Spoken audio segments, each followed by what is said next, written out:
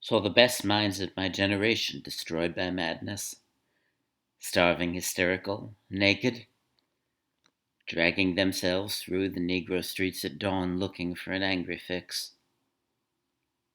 Angel-headed hipsters, burning for the ancient heavenly connection to the starry dynamo in the machinery of night. Who poverty and tatters and hollow-eyed and high sat up smoking in the supernatural darkness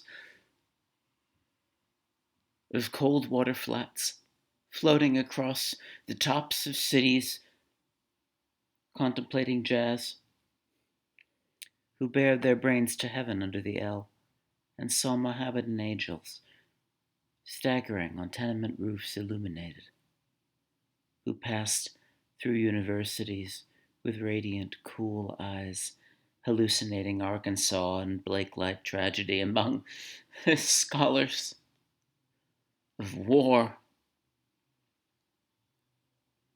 who were expelled from the academies for crazy and publishing obscene odes on the windows of the skull, who cowered in unshaven rooms in underwear, burning their money in wastebaskets.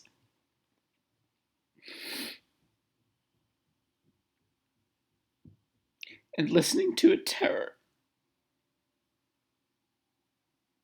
through the wall, who got busted, and their pubic beards returning through Laredo with a belt of marijuana for New York, who ate fire in paint hotels or drank turpentine in Paradise Alley, death, or purgatoried their torsos night after night with dreams, with drugs, with waking nightmares, alcohol and cock, and endless balls. Incomparable blind streets of shuddering cloud and lightning in the mind leaping toward poles of Canada and Patterson, illuminating all the motionless world of time between.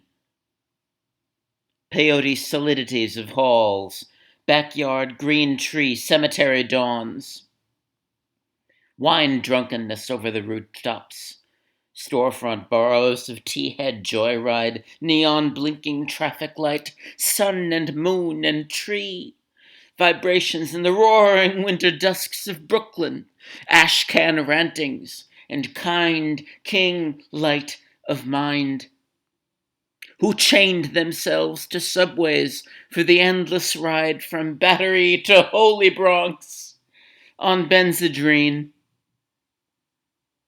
until the noise of wheels and children brought them down shuddering, mouth-racked, and battered bleak of brain, all drowned of brilliance in the drear light of zoo,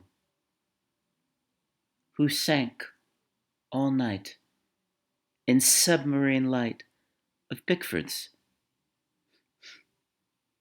floated out and sat through the stale beer, afternoon and desolate fugazis,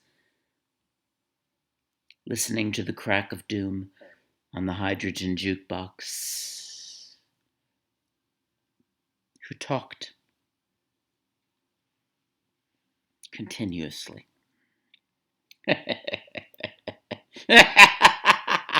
70 hours, from park to pad to bar to Bellevue to museum to the Brooklyn Bridge, a lost battalion of platonic conversationalists, jumping down the stoops, off fire escapes, off windowsills, off Empire State, out of the moon. Yakety-yakking, screaming, vomiting, whispering facts and memories and anecdotes, and eyeball kicks, shocks of hospitals and jails and wars, whole intellects disgorged and total recall for 7 days and nights with brilliant eyes, meet for the synagogue, cast onto the pavement, who vanished into nowhere, Zen, New Jersey, leaving a trail of ambiguous picture postcards of Atlantic City Hall, suffering eastern sweats Tangerian bone grindings and migraines of China under drunk withdrawal in Newark's bleak furnished room. Who wandered around and around at midnight in the railroad yard wondering where to go and went, leaving no broken hearts? Who lit cigarettes in boxcars, racketing through snow toward lonesome farms in grandfather night? Who studied Plotinus, Poe, St. John of the Cross, telepathy, and Bab Kabbalah because the cosmos instinctively vibrated at their feet in Kansas?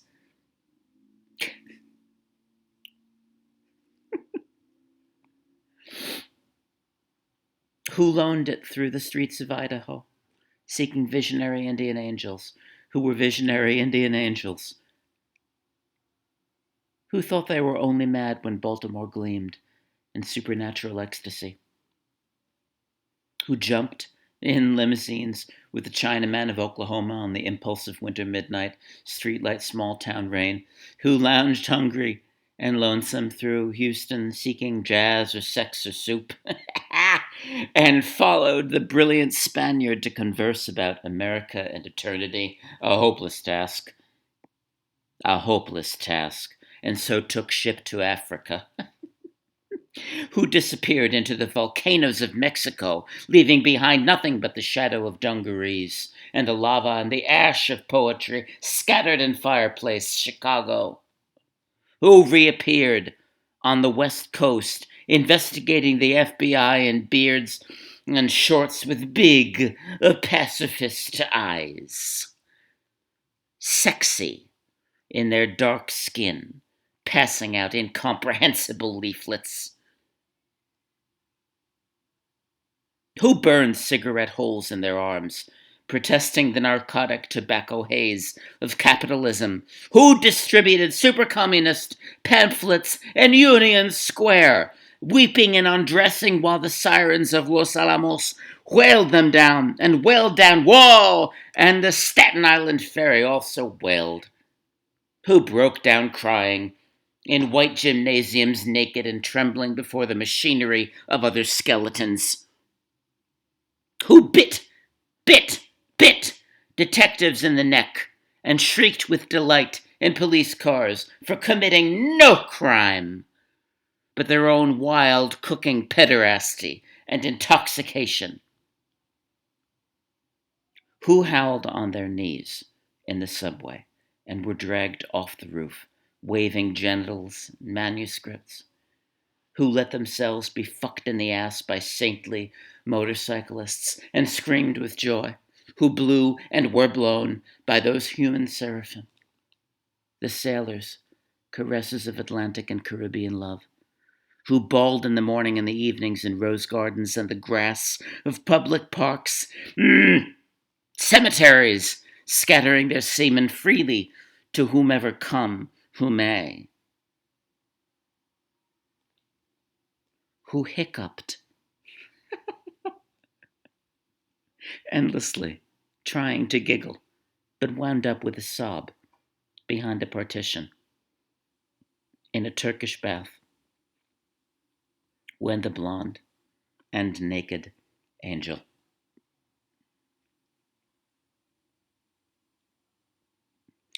came to pierce them with a sword? Who lost their love boys to the three old shrews of fate, the one-eyed shrew of the heterosexual dollar, the one-eyed shrew that winks out of the womb, and the one-eyed shrew that does nothing but sit on her ass and snip the intellectual golden threads of the craftsman's loom? Who copulated ecstatic and insatiate with a bottle of beer, a sweetheart, a package of cigarettes, a candle, fell off the bed, continued along the floor and down the hall, and ended fainting on the wall with a vision of ultimate cunt and cum eluding the last jism of consciousness? Who sweetened the snatches of a million girls trembling in the sunset, and were red-eyed in the morning, but prepared to sweeten the snatch of the sunrise, flashing buttocks under barns and naked in the lake. Who went out whoring through Colorado in myriad stolen night cars. N.C., secret hero of these poems. Coxman. And Adonis of Denver. Joy to the memory of his innumerable lays of girls in empty lots and diner backyards, movie houses, rickety rows on mountain tops and caves, or with gaunt waitresses in familiar roadside lonely petticoat upliftings, and especially secret gas station solipsisms of John's, and hometown alleys too, who faded out in vast sordid movies, were shifted in dreams, woke on a sudden Manhattan, picked themselves up out of basements hung over with heartless Tokay and horrors of Third Avenue, iron dreams, and stumbled to unemployment offices, who walked all night with their shoes full of blood on the snowbank docks, waiting for a door in the East River to open to a room full of steam, heat, and opium, who created great suicidal dramas on the apartment cliff banks of the Hudson under the wartime blue floodlight of the moon, and their heads shall be crowned with laurel in oblivion. Who ate the lamb stew of the imagination, or digested the crab at the muddy bottom of the rivers of Bowery? Who wept at the romance of the streets with their pushcarts full of onions and bad music? Who sat in boxes breathing in the darkness under the bridge? Rose up to build harpsichords in their lofts? Who coughed on the 6th floor of Harlem, crowned with flame, under the tubercular sky, surrounded by orange crates of theology? Who scribbled all night, rocking and rolling over lofty incantations, which in the yellow morning were stanzas of gibberish? Who cooked rotten animals' lung, heart, feet, tail, borscht, and tortillas, dreaming of the pure vegetable kingdom?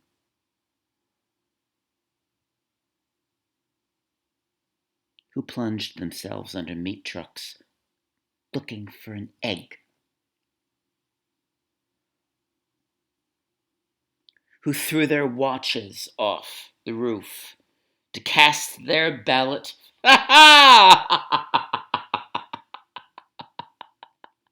to cast their ballot for eternity outside of time. And alarm clocks fell on their heads every day for the next decade. Who cut their wrists 3 times successively, unsuccessfully, gave up and were forced to open antique stores where they thought they were growing old and cried? Who were burned alive in their innocent flannel suits on Madison Avenue amid blasts of leaden verse and the tanked-up clatter of the iron regiments of fashion and the nitroglycerin shrieks of the fairies of advertising and the mustard gas of sinister intelligent editors, or were run down by the drunken taxicabs of absolute reality?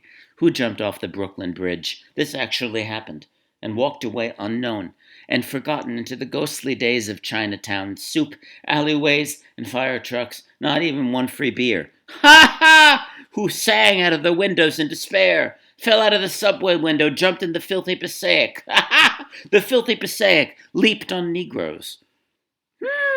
Who does that? Cried all over the street, danced on broken wine glasses, barefoot smashed phonograph records of nostalgic European 1930s German jazz. God, white people are so weird. Finished the whiskey and threw up groaning into the bloody toilet. Moans in their ears and the blasts of colossal fucking steam whistles. Who barreled down the highways of the past, journeying to each other's hot rod Golgotha, jail solitude watch, or Birmingham jazz incarnation? Who drove cross-country 72 hours to find out if I had a vision, or if you had a vision, or he had a vision, to find out eternity.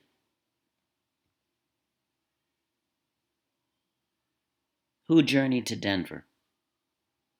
Who died in Denver? Who came back to Denver and waited in vain? Who watched over Denver and brooded and loaned in Denver and finally went away to find out the time, and now Denver is lonesome for her heroes? Who fell on their knees in hopeless cathedrals, praying for each other's salvation and light in breasts until the soul illuminated its hair for a second? Who crashed through their minds in jail, waiting for impossible criminals with golden heads, and the charm of reality in their hearts, who sang sweet blues to Alcatraz. Alcatraz, Alcatraz, who retired to Mexico to cultivate a habit.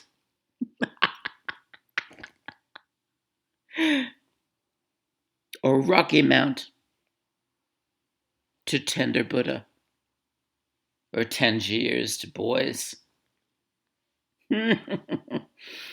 Or Southern Pacific to the Black Locomotive, or Harvard and Narcissus to Woodlawn, to the Daisy Chain or Grave.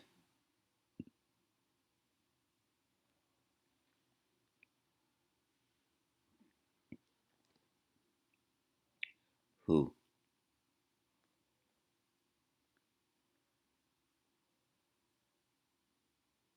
Who? Who drove cross country 72 hours? Who journeyed to Denver?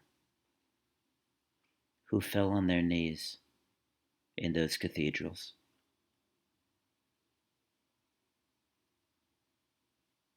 Who demanded sanity trials? Who demanded sanity trials? Accusing the radio of hypnotism, and were left with their insanity in their hands in a hung jury. Who threw potato salad at CCNY lecturers on Dadaism and subsequently presented themselves on the granite steps. They showed up on the steps of the madhouse with shaven heads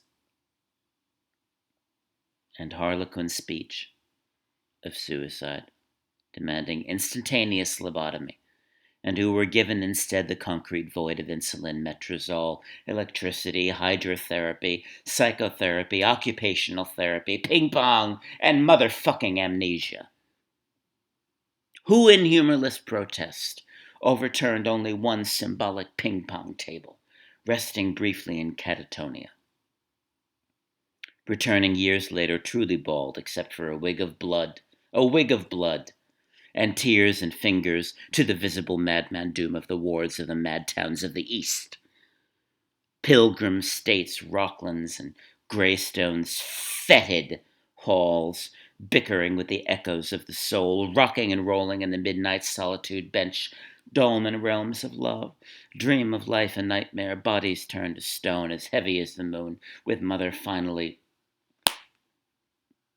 And the last fantastic book flung out of the tenement window, and the last door closed at 4 a.m., and the last telephone slammed at the wall in reply, and the last furnished room emptied down to the last piece of mental furniture, a yellow paper rose twisted on a wire hanger in a closet, and even that imaginary nothing but a hopeful little bit of hallucination. Carl. Well, you are not safe, I am not safe. And now you're really in the total animal soup of time. And who, therefore, ran through the icy streets, obsessed with the sudden flash of the alchemy of the use of the ellipsis, catalogue of variable measure, and the vibrating plane? Who dreamt and made incarnate gaps in time and space through images juxtaposed, and trapped the archangel of the soul between two visual images, and joined the elemental verbs, and set the noun and dash of consciousness together, jumping with sensation of pater omnipotens aeterna Deus, to recreate the syntax and measure of poor human prose, and stand before you speechless and intelligent and shaking with shame. Rejected yet confessing out the soul to conform to the rhythm of thought in his naked endless head.